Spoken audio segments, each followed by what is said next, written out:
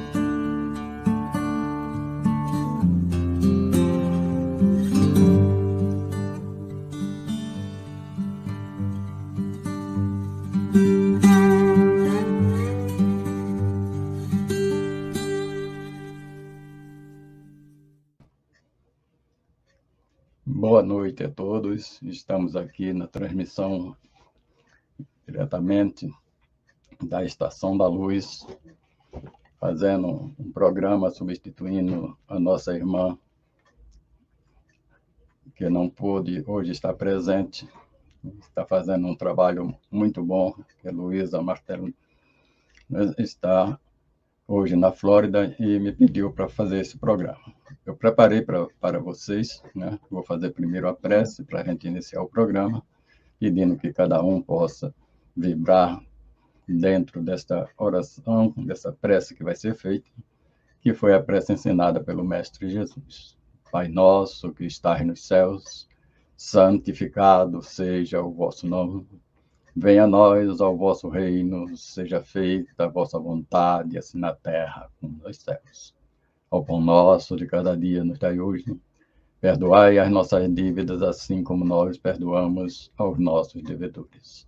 Não nos deixeis cair em tentação, ó Pai, mas livra-nos de todos os males, porque teu é o reino, o poder e a glória para sempre. Assim, Mestre Jesus, abençoa todos que estejam nos assistindo, abençoa todos aqueles que vão nos assistir e abençoa todo o nosso planeta para que haja a paz, a luz e a harmonia em todos os momentos. Que assim seja.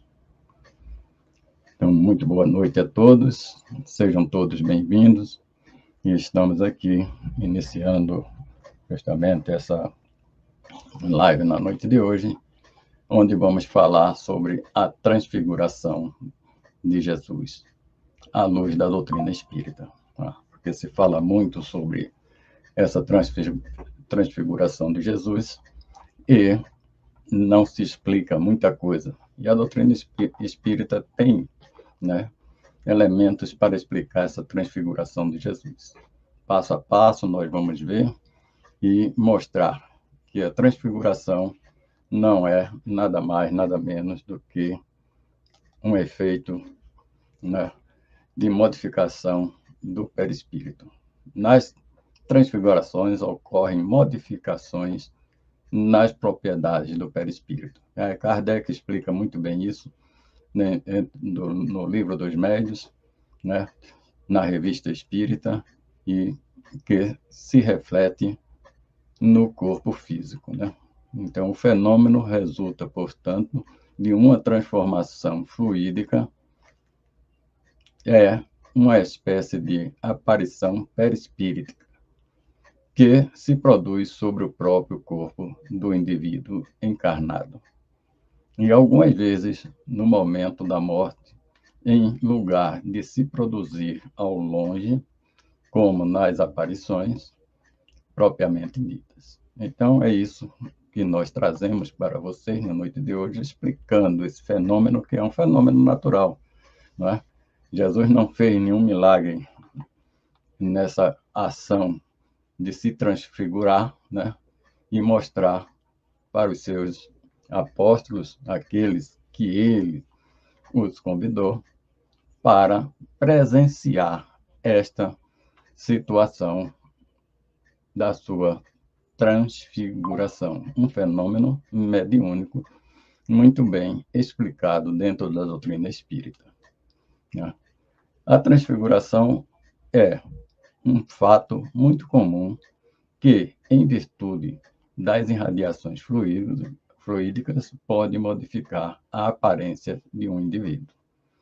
Então, isso que aconteceu com o Mestre Jesus no Monte Tabor, né? Lá ele estava e convidou para estar com ele 3 dos seus amados discípulos, né? Então, nós vemos que ele convidou a Tiago, a Pedro e a João. A esses 3 ele convidou, por quê? Porque certamente ele tinha maior confiança nesses 3 para a produção do fenômeno que ia acontecer. Então, não é justamente por acaso, ou, vamos dizer assim, por ter preferência por tal ou qual. Não.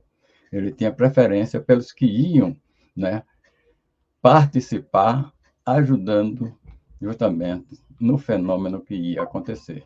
Né? Um fenômeno onde ele pôde justamente dar uma grande lição para todos nós.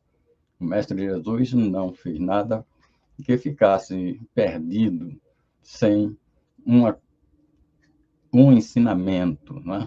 O Mestre Jesus sempre buscava o ensinamento para que ficasse na posteridade aquilo que ele trouxe, que os homens pudessem realmente aproveitar. Nessa transfiguração, nós vemos que há um ensinamento muito profundo, né, trazido pelo Mestre Jesus, porque o fato se dá justamente no Monte Tabor, onde ele fica com uma aparência luminosa, uma aparência resplandecente, né? E os seus apóstolos ali, que presenciam a isso, ficam um pouco aturdidos com esta situação. Mas vamos à frente. Diz os nossos irmãos que trouxeram justamente os evangelhos, que 6 dias após, né, 6 dias após, tomou Jesus consigo a Pedro, a Tiago e a João, seu irmão, e os conduziu, em particular, a um alto monte, e transfigurou-se diante deles, e o seu rosto resplandeceu como o sol, e as suas vestes se tornaram brancas como a luz. Então, nessa transfiguração, o Espírito de Jesus, que é um Espírito, quer dizer, foi o Espírito mais elevado que pisou no planeta Terra, né? Ele se transfigura, né, transformando-se assim o seu ser numa luminosidade extraordinária, né, em que dá para ofuscar aqueles que estão presentes, que são os 3 apóstolos, Pedro, Tiago e João, né? Então, ele dá essa luminosidade, suas vestes ficam tão brancas que, diz os apóstolos, era difícil explicar essa brancura, né? Então, vemos aí Jesus nessa transfiguração em cima do Monte Tabor. O que é que acontece nesse primeiro ponto? É justamente o fenômeno de transfiguração que eu expliquei antes, que é justamente uma modificação do perispírito, que se processa nos seres encarnados, né? Mas como Jesus não era um ser reencarnado aqui no planeta Terra, né? Ele era um ser encarnado no planeta Terra, então ele não precisava de um outro espírito para processar esse fenômeno mediúnico, né? Então, o que acontece? A análise de Kardec nos mostra que, quando é o próprio espírito do médium quem dá uma comunicação, essa comunicação se chama uma comunicação anímica. Então, essa transfiguração de Jesus é uma transfiguração anímica, onde resplandece o próprio espírito do mestre, porque ele não tinha um outro espírito ali superior a ele para ele ser o médio desse espírito. Diz alguns que Jesus era o médio de Deus, né? Então, nós vemos que nessa transfiguração ele trata muito bem de fazê-la por si próprio. Então, é uma transfiguração anímica, onde Jesus resplandece dessa forma e os nossos irmãos ficam realmente ali, abismados com essa presença do Mestre Jesus. Então, vamos à frente com mais um slide aqui para vermos. É importante considerar que as transfigurações podem ser classificadas como de natureza mediúnica.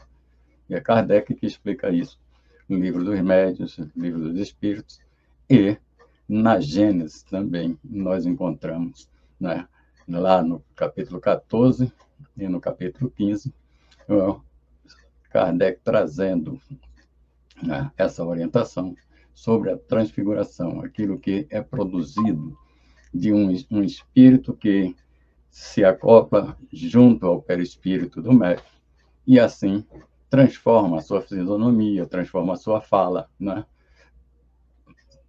Transforma assim até o seu porte, né? Muitas vezes o médium que está num processo de transfiguração, ele pode modificar a fala, ele pode modificar as feições e pode modificar o porte dele. Muitas vezes é uma pessoa franzina e na transfiguração parece assim um corpo mais opulento, mais robusto, né?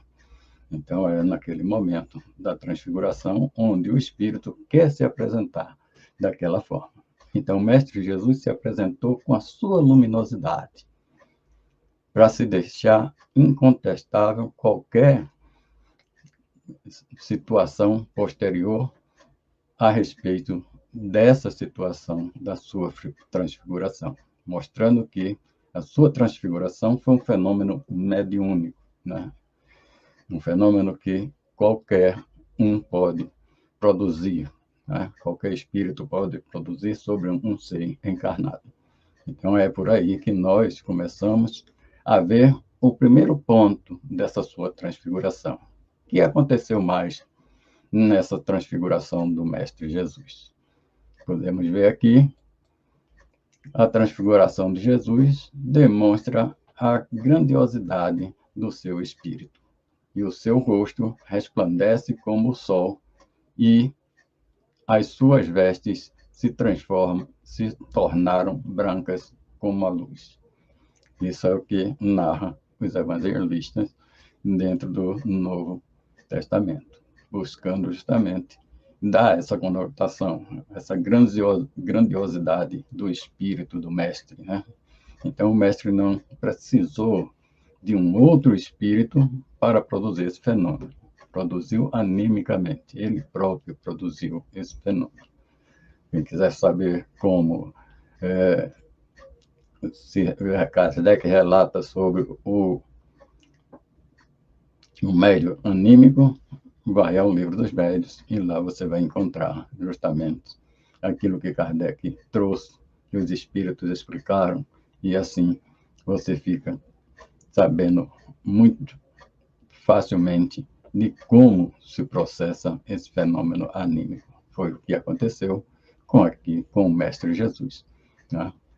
Tem algo mais que acontece, que vem à tona nos ensinamentos do Mestre Jesus, como uma preparação, até eu diria. Né? Esses fenômenos que aconteceram no Monte Tabor foi uma preparação, né, para a terceira revelação. Né? Que é só com a terceira revelação é que nós poderíamos entender, compreender melhor essa passagem narrada pelos seus apóstolos, né?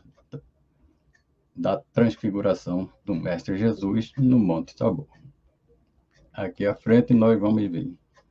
E eis que lhes apareceram Moisés e Elias, falando com ele. E Pedro, tomando a palavra, disse a Jesus: Senhor, bom é estarmos aqui. Se queres, façamos aqui 3 tabernáculos, um para ti, um para Moisés e um para Elias. Veja que presença forte, né? Está lá em Mateus 17, versículos 3 e 4, né? Que presença tão forte foi essa de Moisés e Elias junto ao Mestre Jesus, ao ponto de Pedro se propor, não é, a construir 3 tabernáculos, que seria 3 igrejas, né, 3 pontos trazidos ali como uma, vamos dizer, uma coisa sagrada, né? Os tabernáculos seriam 3 coisas sagradas, uma para Moisés, uma para Elias e outra para o próprio Jesus. Como vemos, aí é um outro fenômeno que a doutrina espírita pode explicar. E explica muito bem através desses fenômenos mediúnicos acontecidos de materialização. Né? Porque podíamos dizer assim, não, foi uma visão, né? Mas se encontravam 3 dos apóstolos do mestre para presenciar isso. Certamente ele queria os 3 porque seria mais fácil a doação de ectoplasma desses 3 para a materialização de Elias e de Moisés, como também para testificar que ali não houve simplesmente a ilusão de se ver Elias e Moisés. Não houve ilusão, porque eram 3 pessoas. Não houve evidência, porque seria um dos 3 vendo, né? Seria uma evidência. Para os 3 ter evidência, né? Seria já mais difícil. Mas um a um que estava ali presente estava vendo Moisés tão real, né? E Elias tão real. Então, um vivo exemplo da condição trazida pelo Espiritismo da materialização, onde o ectoplasma produzido pelos médios que estejam presentes vão produzir justamente o fenômeno de um espírito se materializar na frente de todas as pessoas que ali estejam presentes. Então, foi o que aconteceu, né, com esse fenômeno, mas um ensinamento do Mestre Jesus deixado para a posteridade, para quando a doutrina espírita chegasse, a terceira revelação chegasse, fosse justamente de encontro a este fato de 2 espíritos desencarnados há bastante tempo virem e se postarem junto a eles e conversarem com ele, materializados. Então, é aí mais um ensinamento do Mestre Jesus, preparando um futuro, né, que seria a vinda do Consolador. Porque Só o Consolador veio trazer, só o Espírito de verdade veio trazer essa gama de ensinamentos fora daquilo que era o comum, né? Que seria justamente entender isso como um fato só luminoso, um fato milagroso, né? E não é justamente por esse caminho que nós vamos chegar a entender, né, esses ensinamentos do Mestre Jesus. É ali a presença de Moisés, de Elias, materializado ao ponto de Pedro querer construir 3 tabernáculos, 3 tendas para Jesus. Outro fato importante é saber que Moisés foi a primeira revelação, né? O Cristo, a segunda revelação. E Elias, certamente, Jesus quis deixar, né, no entendimento da posteridade, que Elias seria a terceira revelação. Oi, mas não diz que a terceira revelação é o Espírito da verdade, não é? É o Espírito verdade? E Elias pode ser esse Espírito, né? Alguns querem, nas suas análises, achar que era o próprio Jesus que viria. Mas Jesus não disse, eu voltarei, em momento algum. Ele disse assim, eu vos enviarei alguém para explicar tudo aquilo que eu vos ensinei de uma forma mais ampla. Então, quem poderia vir, que ele denominou como Espírito Verdade.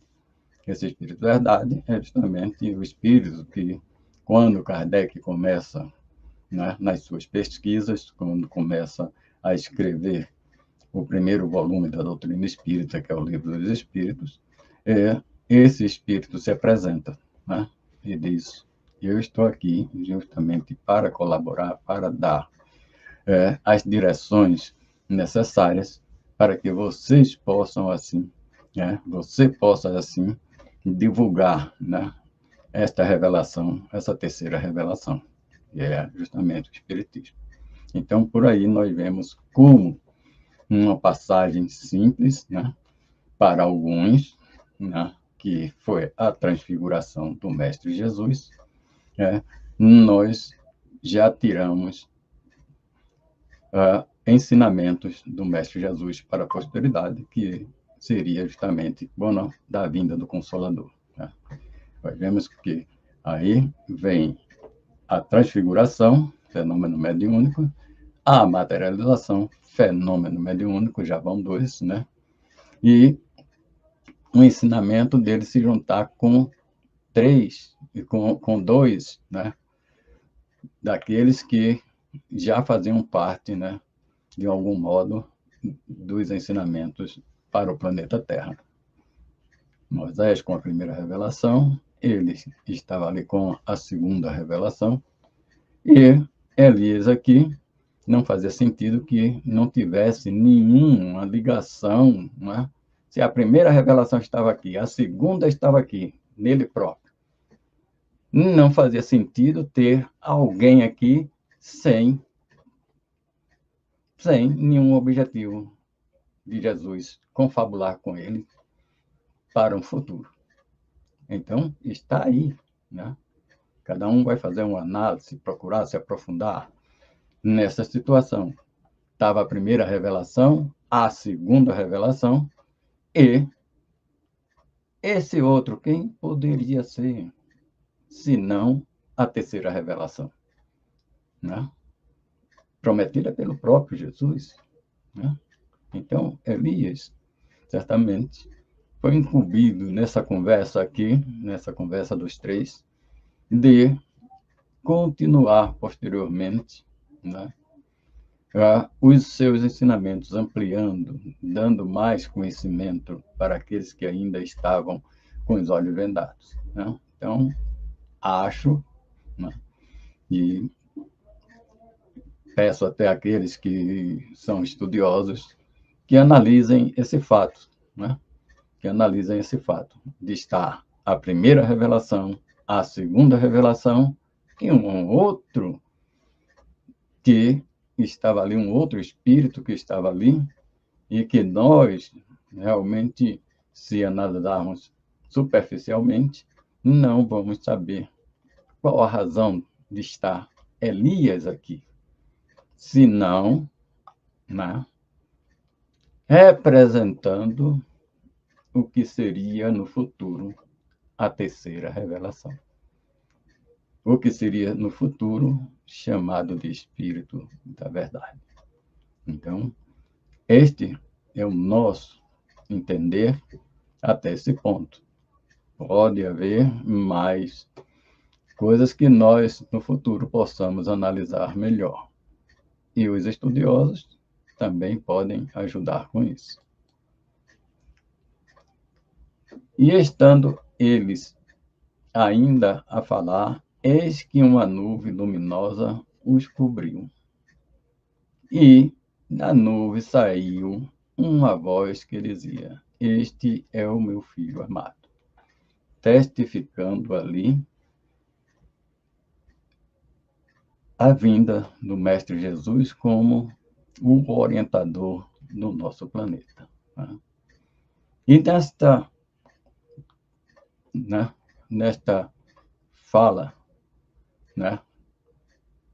direto dessa nuvem, o que podemos analisar disso aí como um fato corriqueiro na doutrina espírita? É um fato trazido lá no Livro dos Espíritos, da voz direta. Ou seja, o Espírito se manifesta através da voz. E dizendo, que saindo daquela nuvem, essa voz, que dizia: Este é o meu filho amado.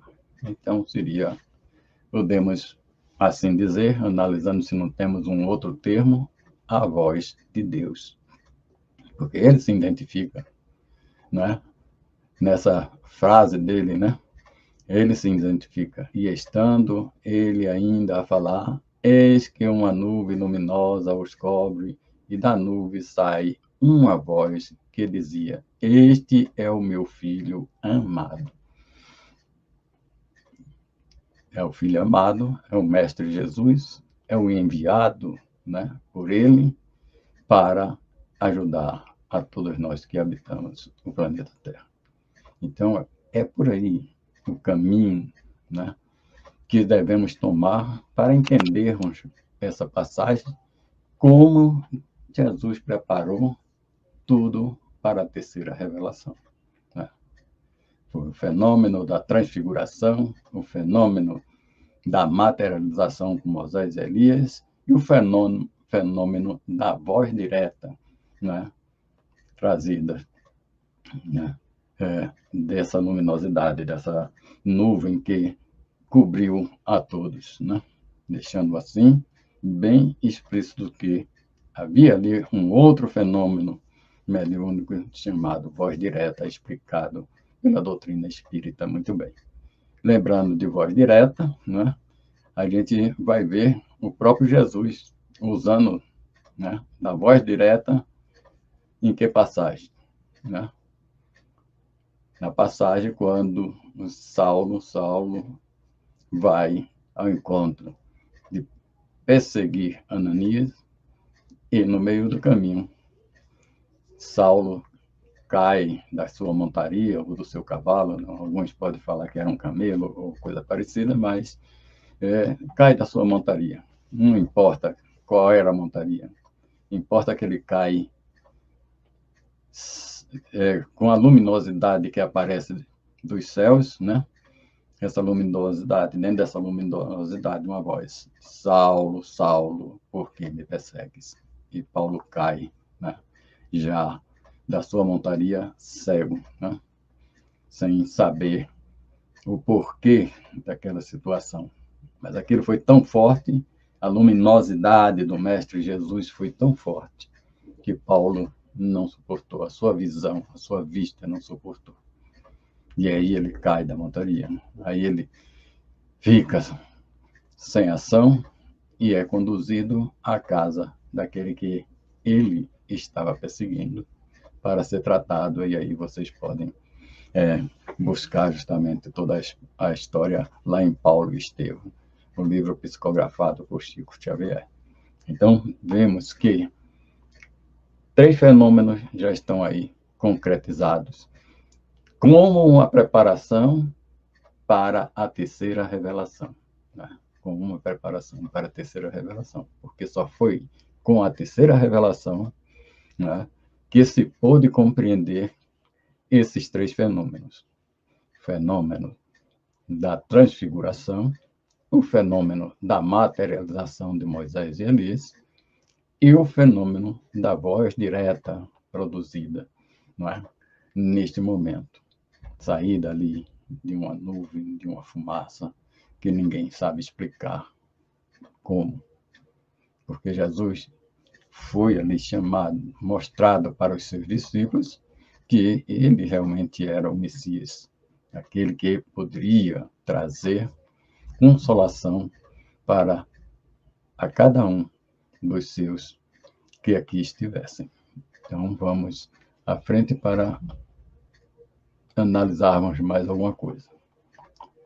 Aí vem Eliseu Regonati, aqui no Evangelho dos Humildes, ele faz um apanhado aqui, né, sobre o que Jesus disse posteriormente aos seus discípulos. A ninguém conteis a visão, até que o Filho do Homem seja ressuscitado dos mortos.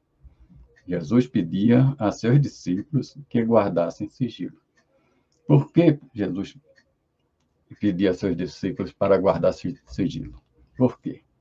Porque eram fatos que não haveria compreensão naquela época, de maneira alguma, né? Como até hoje, ainda muitas religiões, muitos analistas aí, não entendem da forma como, né, isso tudo se processou.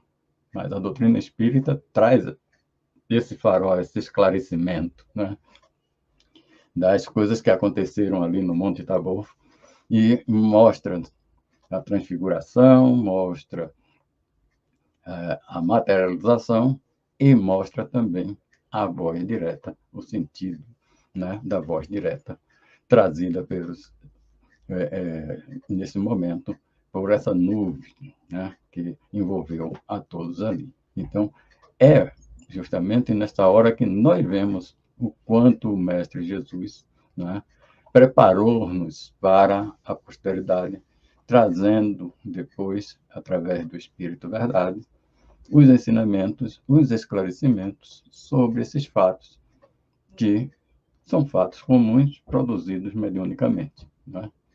Há muitas pessoas que muitas vezes escutam a voz, está em um determinado lugar e escuta uma voz o chamando, né? Esse fenômeno já aconteceu comigo quando eu era criança, né? Eu estava em um determinado local, né, às margens do rio Capibaribe, lá na cidade de Recife, e, não tendo ninguém por perto, não veio realmente uma nuvem, como aconteceu com o Mestre Jesus, né?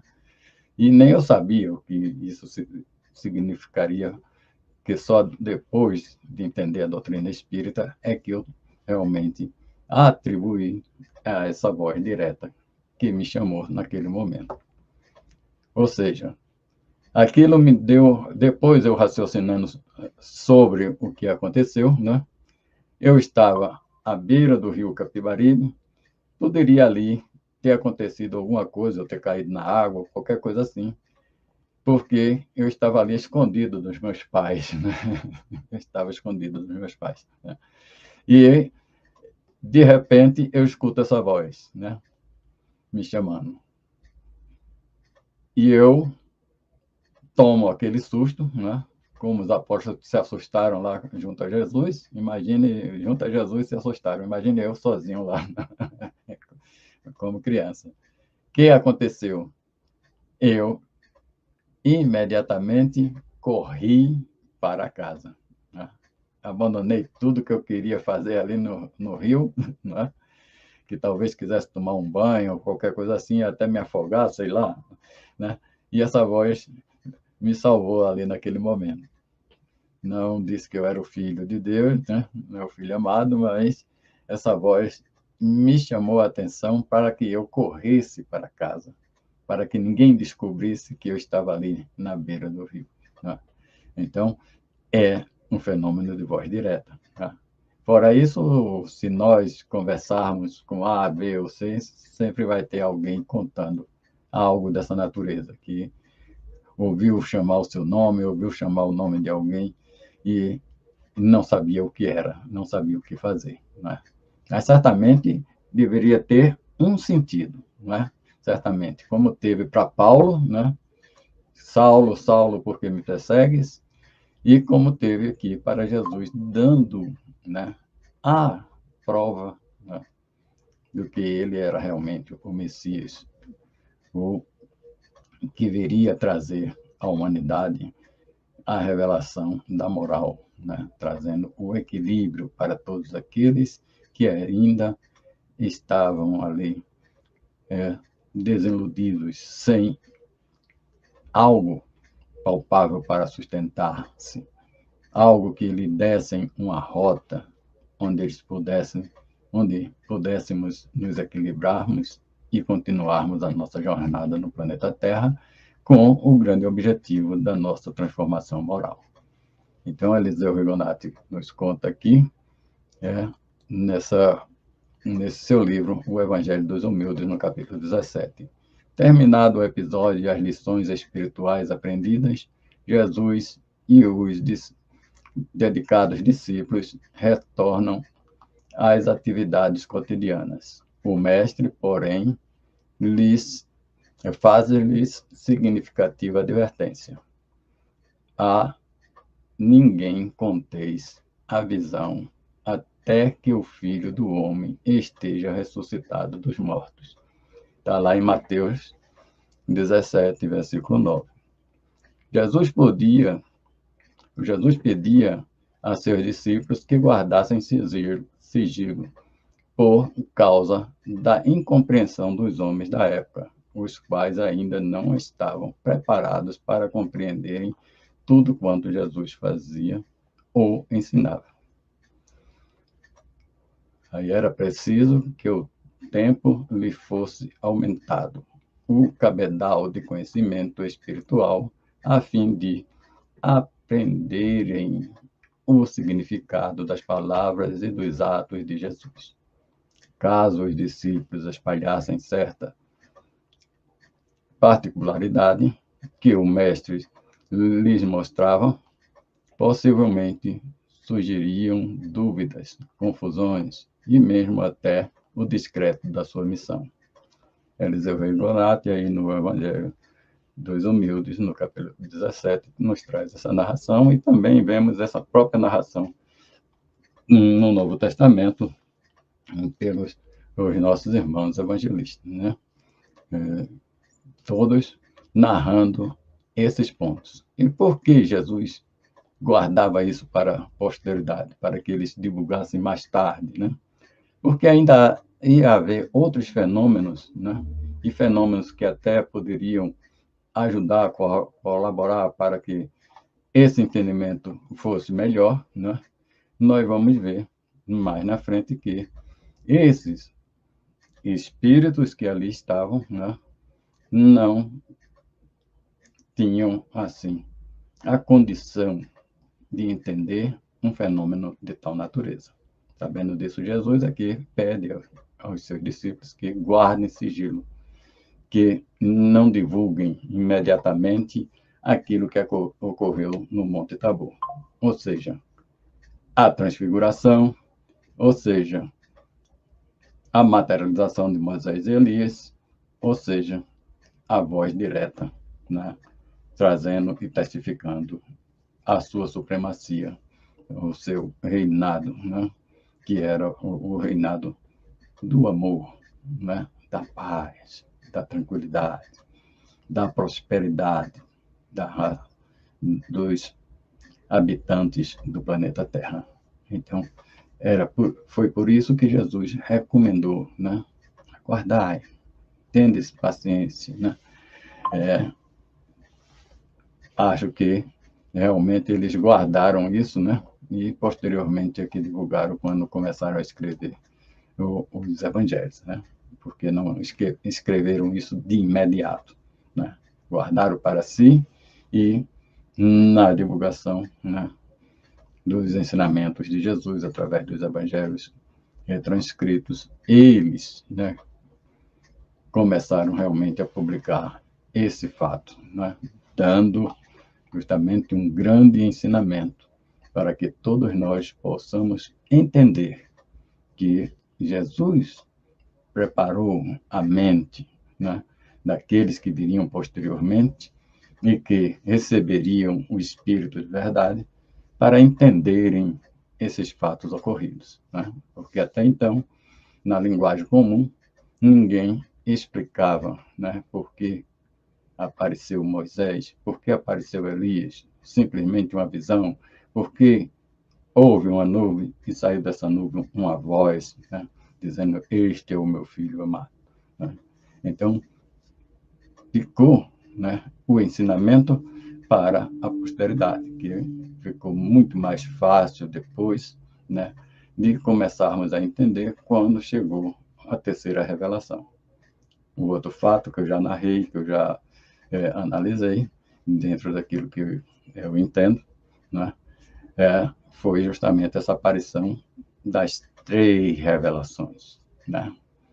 Uma revelação Moisés, a primeira, a outra, o próprio Mestre Jesus que ali estava, e uma terceira revelação, que seria justamente a presença ali de Elias, né?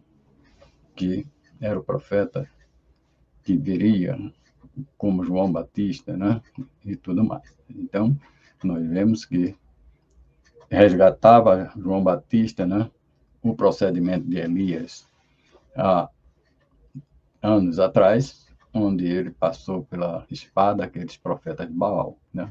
E João Batista veio e cumpriu, né? Justamente, se livrou desse débito que ele tinha com alguém pedindo a sua cabeça em uma bandeja. Então, João Batista, né? Que Jesus confirma que era o próprio Elias que havia de vir, né? Então, está tudo entrelaçado, né? Tudo entrelaçado, mostrando que era para ser feito toda essa movimentação, os apóstolos narrarem e, posteriormente, não é, a vinda do Espírito de Verdade, que seria a terceira revelação, que por isso eu atribuo, não é, a Elias, o Espírito que viria com esse nome Verdade, para ajudar nessa terceira revelação, que é a nossa doutrina espírita. Então, vamos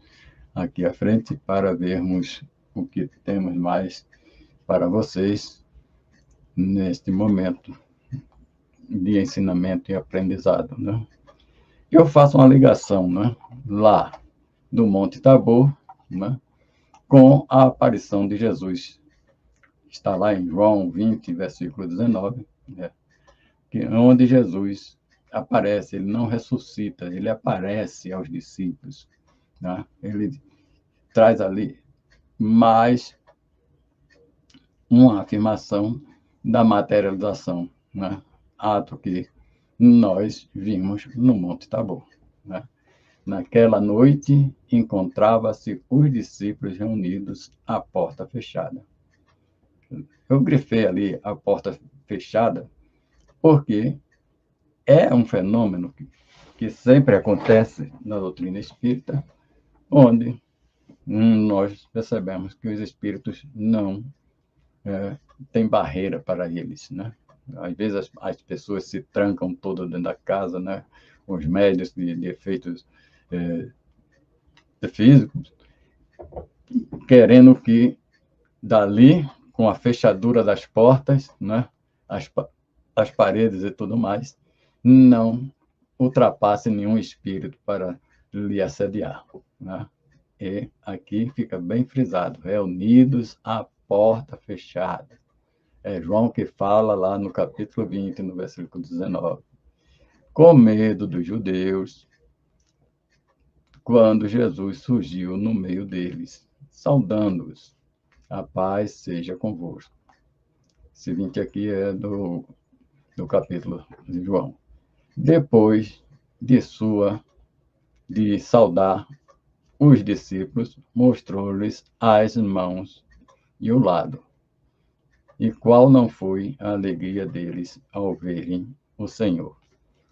Outra coisa interessante é justamente a característica que Jesus dá como prova, né, aos seus discípulos. É o que muitas vezes acontece nas reuniões de materialização, né? O Espírito se apresenta, né, com a sua forma anterior ou com a forma conhecida daqueles presentes que ali estão, né, nas reuniões. E com até detalhes, né?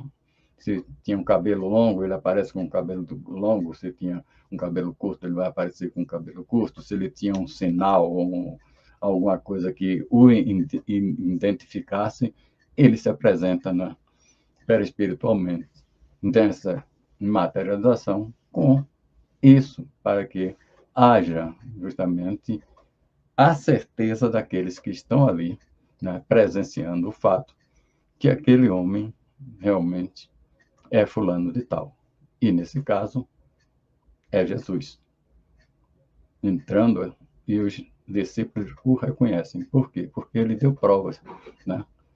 Não só da sua fisionomia, mas também daquilo que ele tinha passado. As chagas na mão, né? E mostrando o lado, justamente mostrando onde ele foi ferido com as lanças dos soldados romanos. Então, os discípulos caíram em si, e qual não foi a alegria deles ao verem o Senhor, porque tiveram a certeza de que ali estava o Mestre Jesus. Ressuscitado? Não. Materializado. Porque a ressurreição, nós sabemos, ela é improvável. Né? Nós sabemos que ela é improvável. Mesmo nas curas feitas por Jesus, nós vemos que não houve milagre dessa condição daquele corpo que está inerte, está morto, está sem vida, né? Desprovido do espírito, ele voltar justamente à sua vida normal. Se conta o fato de Lázaro, né, estar sepultado há 4 dias, né, e Jesus chegando pede que Lázaro levante-se e saia, né? Então, se Lázaro realmente estivesse morto, Lázaro não ressuscitaria ali, com certeza, porque até hoje a ciência mostra que não é possível isso, né? Mas, pelos relatos, nós vamos ver também o Espiritismo explicando que, em determinados casos, a pessoa pode entrar em um estado cataléptico, em catalepsia, e passar um determinado tempo, não é, indiscutivelmente morto, segundo a ciência, né? E, posteriormente, nós vamos ver que aquela criatura não estava realmente morta. Há centenas de casos, se vocês procuram aí pela internet, em que pessoas foram enterradas vivas, né? Por quê? Porque foram atestadas como mortas, né? Mas não estavam mortas, estavam no estado cataléptico, e depois de enterrada, né, abaixo de 7 palmos de areia, difícil essas pessoas ressuscitarem, né? Então, houve casos relatados pelos jornais, né, com grande valor publicitário, aí no Brasil, né? Teve diversos casos. Eu captei de um jornal, o Diário de Pernambuco, lá em Recife, uma nota, uma notícia, né, de um senhor que estava sendo velado, né, era o João da Silva, e estava sendo velado dentro da sala de sua casa, né? e todo mundo chorando, a viúva, os filhos e os amigos, né? E todo mundo ali esperando justamente a hora que pudesse levar o esquife para o sepultamento. Mas eis que ocorre antes de se levar o esquife para o sepultamento, a volta de João ali, no meio daquela confusão, né? E todos correram, porque João estava num estado cataléptico. Não foi ninguém que chegou ali e disse: João, levanta-te, como Jesus fazia, que tinha uma capacidade fluídica muito grande e que podia realmente restabelecer, né, os fluidos necessários para que a pessoa levantasse, né? A gente vai ver no caso da viúva na filha de Jairo, no caso da filha de Jairo, que se traz como ressurreição, e que não é, né? É simplesmente uma ação fluídica sobre aquela pessoa que está no estado cataléptico, e que Jesus muito bem via e sabia disso facilmente. Então, Jesus manda que Lázaro levante-se, e nós vamos ver justamente Jesus produzindo mais este fenômeno. Então, está aí aquilo que nós podemos citar como, né, uma ligação daquilo que Jesus queria deixar para a posteridade, para a terceira revelação, a sua materialização aqui entre os apóstolos, né? Entre os apóstolos estava aí Jesus, diz lá João, no capítulo 20, no versículo 19. Em seguida, eu vou trazer para vocês aqui um vídeo para comprovar, né, justamente este fenômeno de transfiguração, que acontece normalmente com diversos médios. Nós vamos trazer justamente um médio que é bem conhecido, né, e que pode justamente nos trazer a realidade da coisa. Está aqui o médio Divaldo Pereira Franco, né? Isto numa transfiguração, numa palestra, onde ele se transfigura com o espírito de Dr. Bezerra de Menezes. Vejamos a voz de Divaldo. A mesma paternidade sempre Bezerra, muita paz, meus amigos.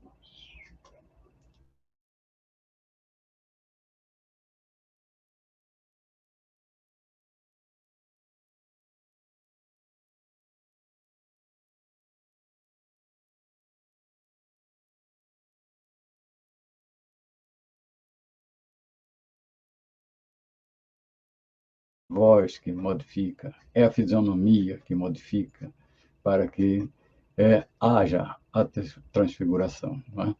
Então, nós podemos ver com isso que não é um fato milagroso, é um fato corriqueiro, um fato que realmente pode acontecer com diversos médios. E assim nós concluirmos que aquela transfiguração do Mestre Jesus foi para deixar já uma pontinha, né? Um gostinho de se compreender que na terceira revelação você teria o esclarecimento necessário para saber que isso pode acontecer. Nós vamos ver aqui, ainda, Divaldo Pereira Franco, numa outra transmissão. Né?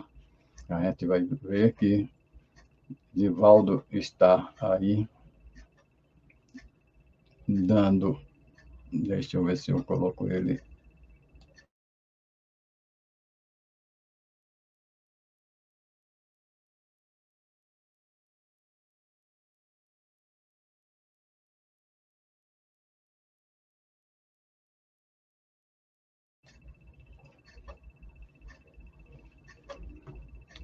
Nós vamos ver aí Divaldo Pereira Franco, né?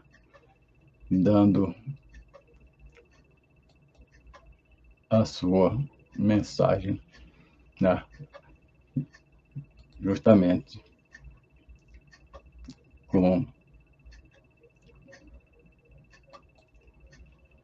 o nosso irmão se transformando na hora da fala, na hora da sua mensagem, aí, para todos nós entendermos melhor, né, o quanto isso pode acontecer. Botões de rosas que desejam.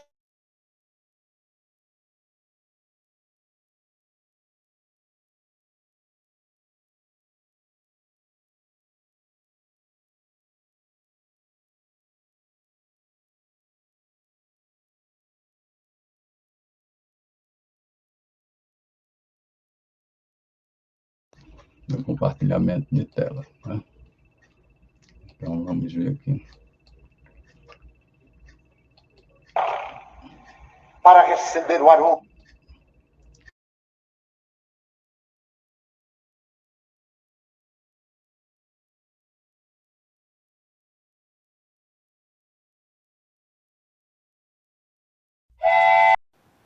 Chegamos ao final da nossa atividade. Muitíssimo obrigado mesmo pela sua companhia e espero você no próximo evento.